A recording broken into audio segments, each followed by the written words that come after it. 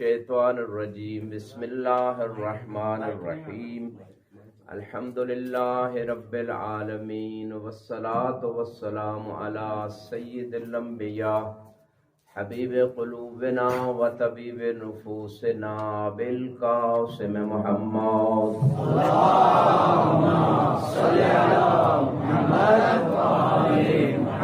وعلی آلہ الطیبین الطاہرین المعصومین المنتخبین المنتجبین واللعنۃ الدائمہ علی اعدائہم اجمعین اما بعد فقد قال اللہ تبارک و تعالی فی کتابہ المجید بسم اللہ الرحمن الرحیم وَكُلَّ شَيْءٍ أَحْصَيْنَاهُ فِي إِمَامٍ مُبِينٍ صلوات اللہم صلی علی محمد وآل محمد۔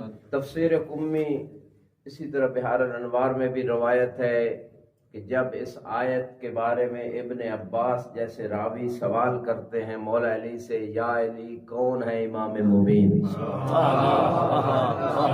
امام فرماتے ہیں واللہ انا الامام المبین الذی ابین الحق من الباطل ورثتہ من رسول اللہ۔ اللہ کی قسم، حالانکہ علی کو اللہ کی قسم اٹھانے کی ضرورت نہیں، سامنے بھی ابن عباس جیسا شاگرد اور محدث اور ماننے والا، اقرار کرنے والا فضائل کا، لیکن پھر بھی علی چونکہ 1400 سال قیامت تک کی نسلوں کو دیکھ رہے تھے کہ کوئی آئے گا جو علی کے فضائل میں شک کرے گا، لہذا میں علی جس کی قسمیں زمانہ اٹھاتا ہے، میں اللہ کی قسم اٹھا کے اس کو بتانا چاہتا ہوں کہ علی کے فضائل میں شک نہ کرنا۔ واللہ انا الامام المبین الذی یبین الحق من الباطل، اللہ کی قسم میں ہی تو وہ امام مبین ہوں جو حق سے باطل کو جدا کر دیتا ہوں۔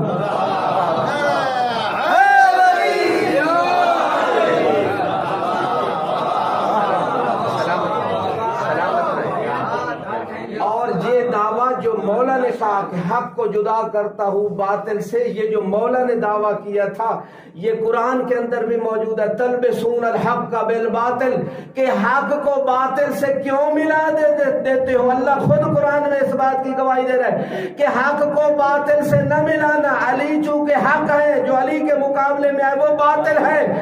علی حق کو بھی رضی اللہ کہو اور باطل کو بھی رضی اللہ، یہ کہاں کا انصاف ہے؟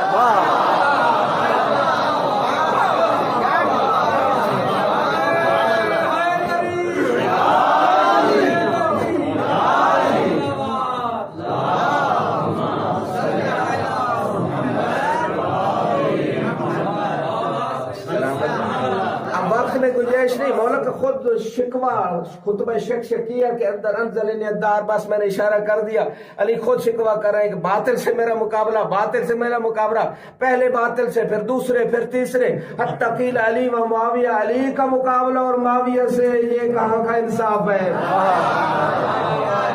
خطبہ شکیہ خود اہل سنت کے کتب میں اور مصادر کے اندر موجود ہے، اور اس کی مرزا انجینئر کو میں نے یوٹیوب پہ جواب بھی دیا جو کہتا تھا علی تو یہ، علی نے تو آثار اصحاب کی تعریف کی، ایسا ہے ویسا ہے، پوری تفصیل وہاں موجود۔ بس اتنا کہنا چاہتا ہوں، ورثتہ من رسول اللہ، میں ہوں رسول کا وارث، اگر علم کا وارث میں ہوں تو منبر کا وارث۔ واہ واہ واہ۔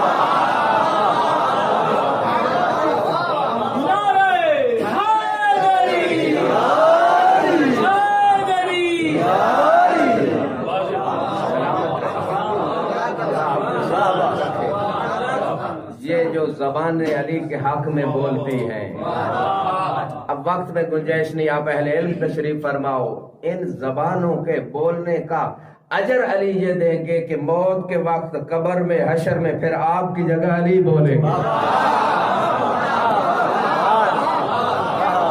مل کے درود پڑھے بار محمد و آل محمد۔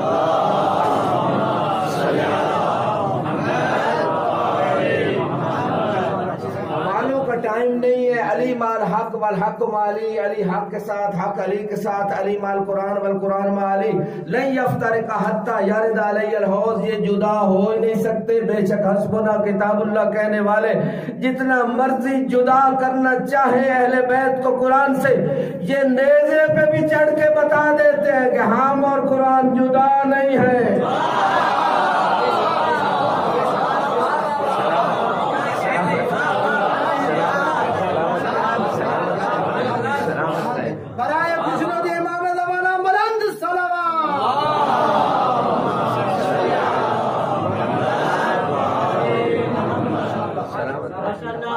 علی میزان الحق ہیں، حق کا میزان ہے علی. اور اس لیے تاریخ دمشق میں بھی، تاریخ بغداد میں بھی اہل سنت کی کتابیں، مولانا صاحب ابو اشتر پوری توجہ چاہتا ہوں، ان کتابوں کے اندر رسول اسلام کی مشہور و معروف حدیث مبارکہ موجود ہے، یا عمار لو کان علی سالکا لوادی والناس کلهم سلکوا وادیا اسلک ما علی فانه لن یخرجک من ہدا. اے عمار اگر ساری دنیا ایک وادی میں جا رہی ہو، اکیلے علی دوسری وادی میں جا رہے ہو، علی کی وادی میں چلنا، علی تمہیں ہدایت سے کبھی نکالیں گے نہیں. صلوات پڑھے بار محمد والی.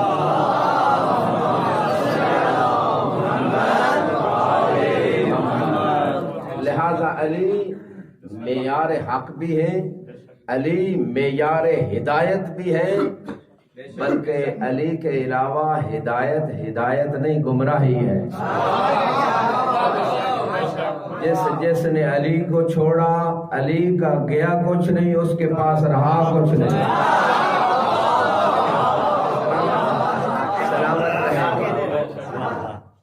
اور روایت بہت ساری ہماری معتبر کتابوں میں موجود ہے، اور اس روایت کے راوی بھی عمار ہیں.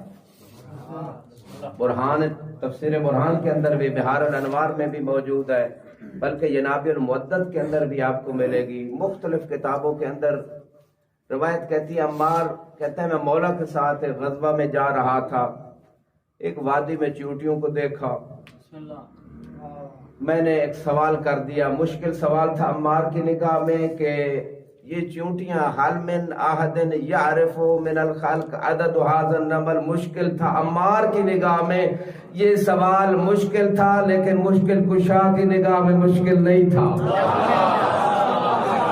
اب مجھے کہنے دیجئے، مولانا رمضان صاحب صحابی جلیل ہیں، تقتل کفیۃ باغیہ، عمار بھی حق کا معیار ہے، لیکن علی جیسے معیار پر تب تو عمار نہیں جا سکتے. یعنی عمار کا بھی معیار ہے کہ حق و باطل کو پہچاننا ہو تو پتہ چلائیں کہ عمار کس طرف ہے، جس طرف عمار اس طرف حق.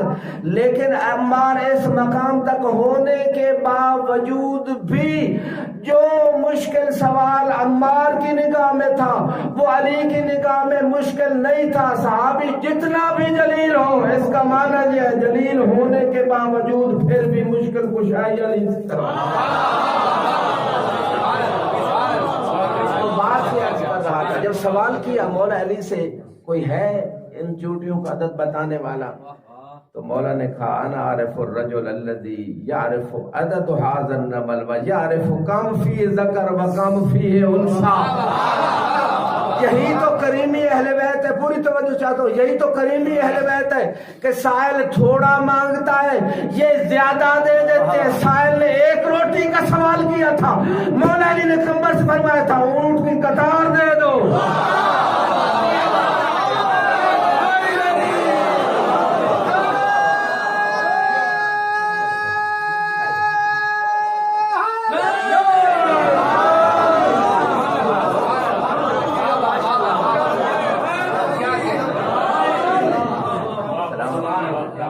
جو ہاتھ باندھ کے بیٹھے ہیں وہ ہاتھ کھول دے، کم از کم غدیر والا ہاتھ یاد کر کے ہاتھ کھول دے. مل کے نعرہ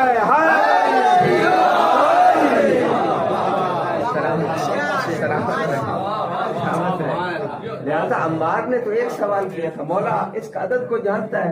مولا نے کریمی کا دروازہ کھول دیا کہ میں ایک ایسے مرد کو جانتا ہوں جو یہ بھی بتا سکتا ہے کہ عدد کتنا ہے، یہ بھی بتا سکتا ہے کہ مذکر کتنے ہیں، مؤنث کتنے ہیں.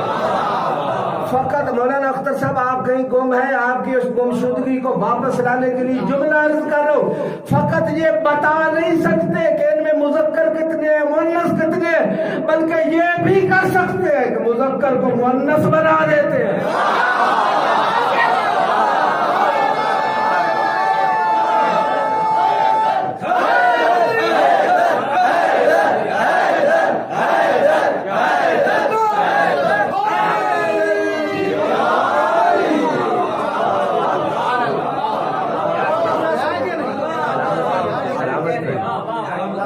خدا ان ہاتھوں کو ان زبانوں کو سلامت رکھے اور نصرت اہل بیت میں یہ زبانیں ہمیشہ بولتی رہیں.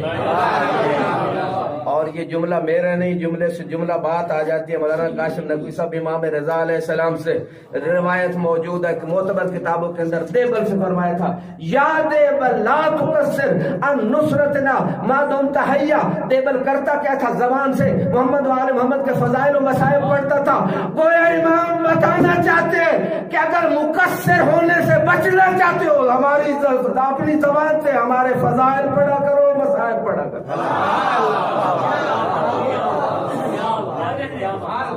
صلو علی محمد و آل محمد.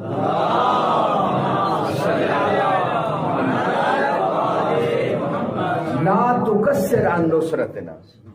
قاسم نقوی صاحب جملہ ہماری نصرت سے تقصیر نہ کرنا، یہ اس معنی میں مقصر ہے. آپ گھبرا، آپ تو مقصر نہیں، آپ تو پڑھ رہے ہیں اور پڑھیں گے ضرور پڑھیں بار محمد و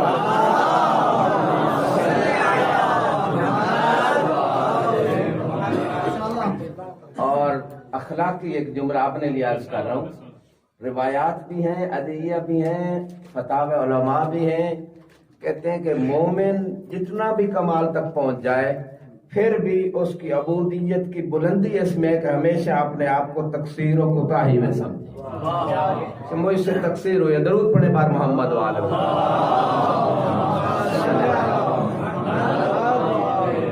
لہذا جب سوال کیا کہ میں ایک مرد کو جانتا ہوں، امام نے جواب دیا جانتا ہوں جو عدد بھی بتا سکتا اور یہ بھی بتا سکتا ہے کہ مذکر کتنے ہیں مؤنث کتنے ہیں. پھر پوچھتے ہیں ہمارا مولا وہ کون شخص ہے؟ صحابی ہو کہ ابھی سمجھ نہیں آئی کہ علی کے علاوہ کوئی ہو سکتا ہے.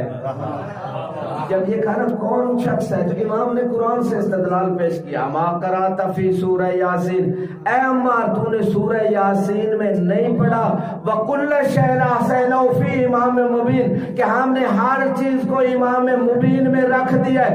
انا ذالک الامام المبین. ساتھ ساتھ تو پھر رہو پھر پوچھتے ہو کون جانتا ہے؟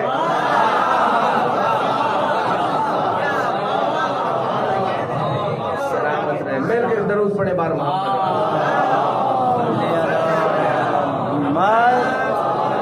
سلامت رہے.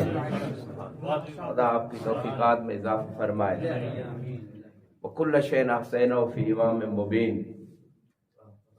وہ روایت بھی آپ کے سامنے معنی الاخبار میں بھی بہار الانوار کی جلد نمبر 4 میں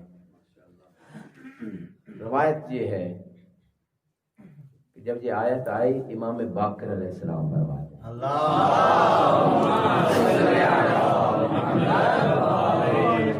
تو سوال ہوا، پہلے دوسرے کسی بندے نے سوال کر دیا تورات ہے، انجیل ہے، زبور ہے، بس اس میں وقت نہیں ضائع کرنا چاہتا، آپ کے علم میں ہے. لہذا جب یہ سوال کیا رسول کہتے رہے لا لا لا 3 مرتبہ کا لا، یعنی 3 مرتبہ لا.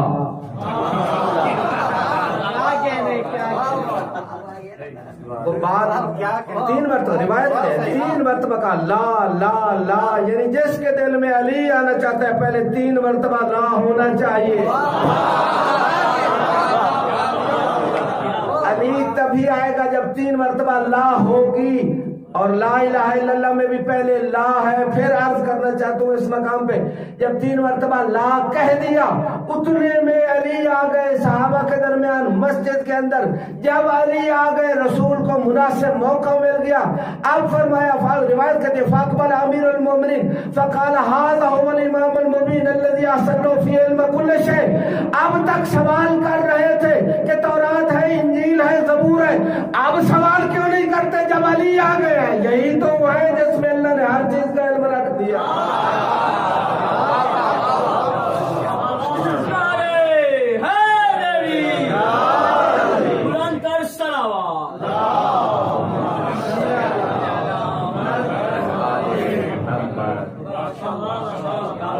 اہل سنت کی بہت ساری کتابوں اور تشیع کے مصادر میں انا مدینۃ العلم بابھا کی تو مشہور و معروف روایت ہے. اور 2 روایتیں عرض کر رہا ہوں. تفسیر نور الثقلین میں بھی آپ کو ملے گی یہ روایت. اسی طرح اور مصادر کے اندر بھی جناب المعدت والے نے بھی یہ 2-3 روایتیں جو میں عرض کرنے جا رہا ہوں آپ کی خدمت میں، امام فرماتے ہیں اس میں بھی ابن عباس جیسا شاگرد ہے، علم دینے والا سمندر علی ہو، لینے والا ابن عباس جیسا شاگرد ہو۔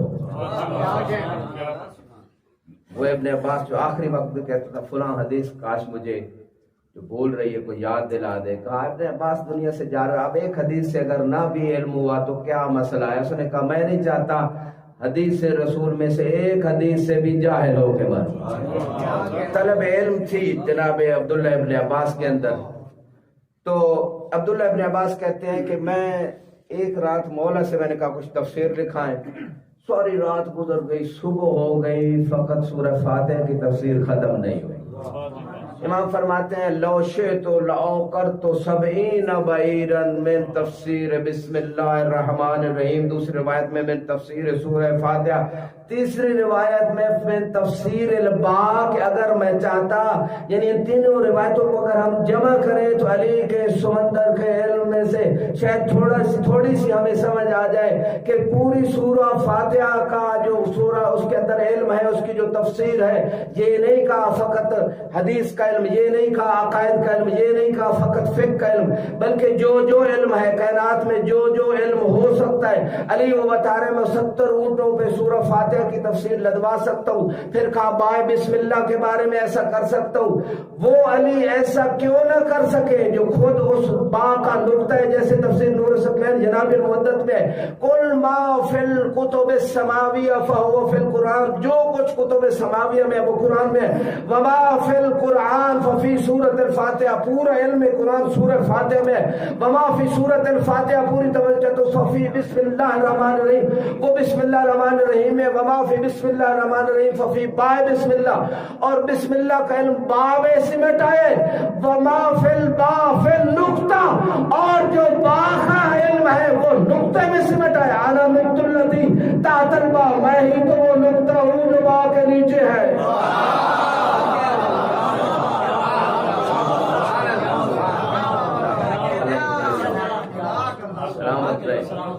لہذا اس نقطے کو جس کو علی کہہ رہے میں ہی وہ نقطہ ہوا، اور علم بنتا بھی نقطوں سے ہے،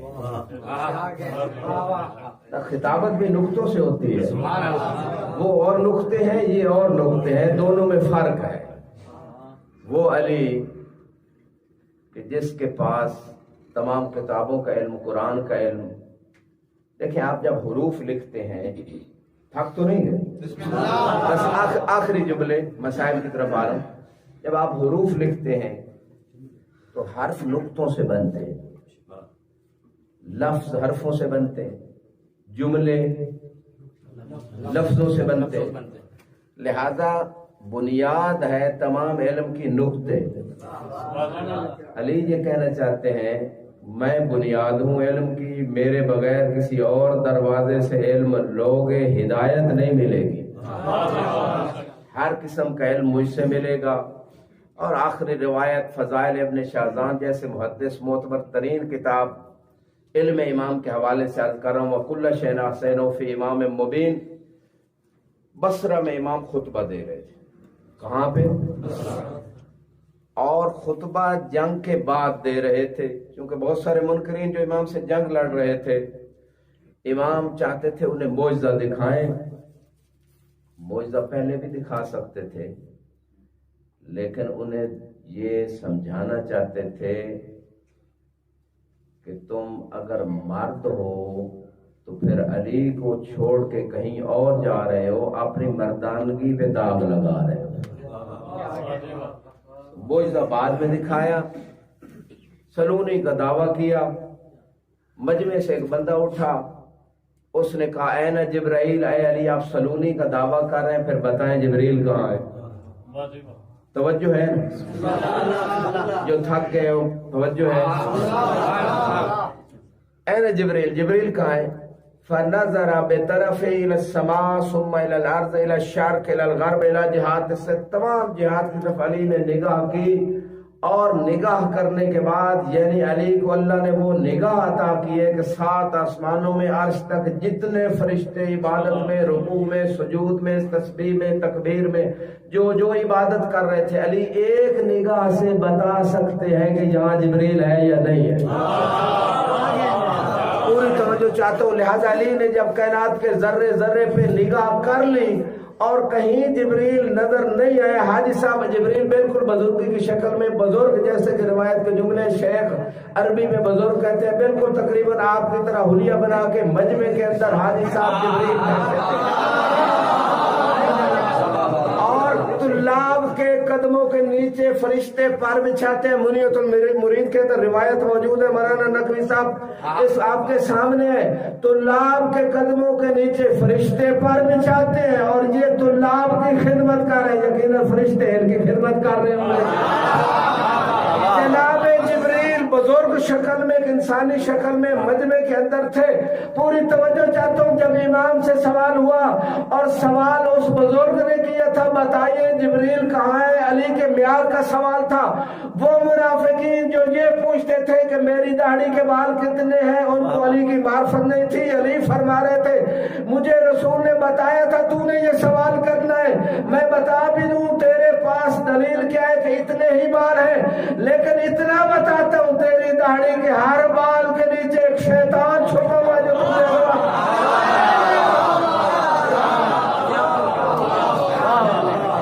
جب جبریل نے سوال کیا این جبریل، کہاں ہے جبریل، تو مولا نے کائنات کے ذرے ذرے پہ نگاہ کر کے ایک جملہ فرمایا، انت جبریل ہے شیخ، تو ہی تو جبریل ہے۔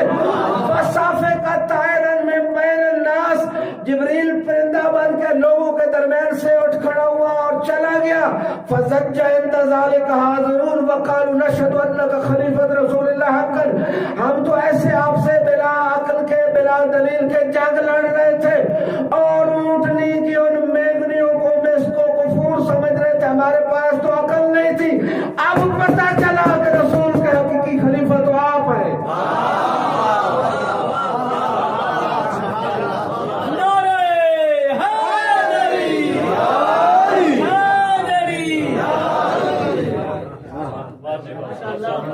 عزت بھی بڑی تھی تو مصیبت بھی بڑی تھی۔